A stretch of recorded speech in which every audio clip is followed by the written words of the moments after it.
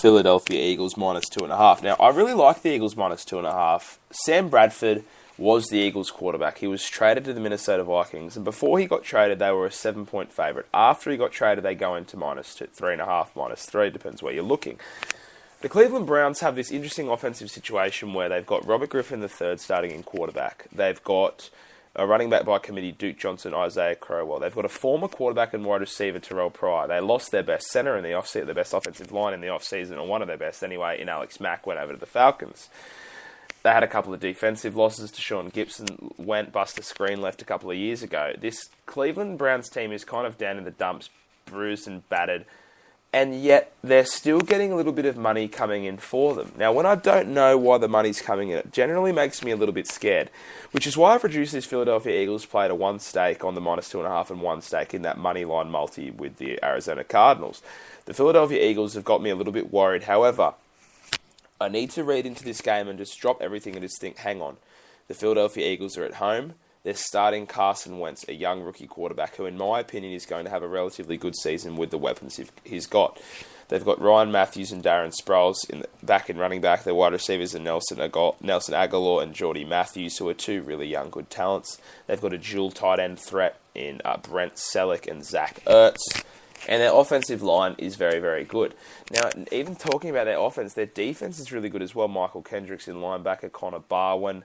They've got some good guys up front. I like the Philadelphia Eagles, man. I really like their team. And the reason that all this late money is coming in on Cleveland Brown is because I think people might smell a little bit of turmoil, or maybe smell a little bit of disorganisation in the Eagles team. They hear a quarterback gets traded, a guy with a big name like Sam Bradford. Sam Bradford definitely isn't worth 4 points, but I think that the storyline and the fact that it's gone a little bit crazy over in Philly, and the fact that they had a really bad last year, has got people getting in on the Browns at those plus points. But I think that the Philadelphia Eagles are quite capable of covering a -2.5 number at home. I'm a little bit worried about Carson Wentz. It's a bit of a situation where, similar to the Dak Prescott thing, where can Carson Wentz do enough? Can he get it to his targets? Can he hand the ball off? Can he limit his mistakes? But on the contrary, it's not that similar. It's not as similar to the Dallas Cowboys situation as what you might think, because on the other side of the ball, there's not a wily old veteran like Eli Manning. There's a dude like Robert Griffin III who, he could very well have a horrible game as well. He hasn't played starting football in a long time. He's been injured. He could be low on confidence. This is Robert Griffin III's last hurrah in the NRL to do something, and he's coming in and doing it with a supporting cast and an offense that isn't very good at all. I am a little bit worried about all this suspicious movement coming in on the Cleveland Browns, but I've got to read into it as a pure football fan here. And there are times where I can just slap myself in the face and say, hey, look, Jake, the reality is the Philadelphia Eagles have the better team. If their quarterback can handle things here at home, they should be able to get the job done. We've got a favourable line because all of this late money is coming in on Cleveland. I'm going to stick to my guns, and I'm going to I love the home teams and the home openers. Obviously, you can see that I'm on quite a few home teams here, and I do really, really like the Philadelphia Eagles in this one. Excuse me. I think they've got a really good bunch of guys on this team. Do I think they're going to win the NFC East? Probably not, but I like the fact that they've gotten rid of Chip Kelly.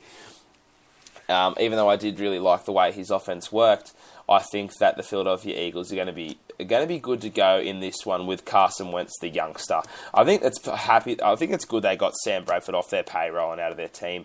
I think they're going to be good. They're going to be better for it down in the long run. I don't think a lot of people like Sam Bradford in Philly, and I think with Carson Wentz, this young guy who they did spend that early first round pick on, the crowd's going to be happy to see him start against this Cleveland Browns defense that isn't very good. He should be able to get a few early completions out of the way and hopefully just churn against this Cleveland defense. I honestly think this Philadelphia Eagles team could win by 24, 27 points. I think this could be an absolute blowout.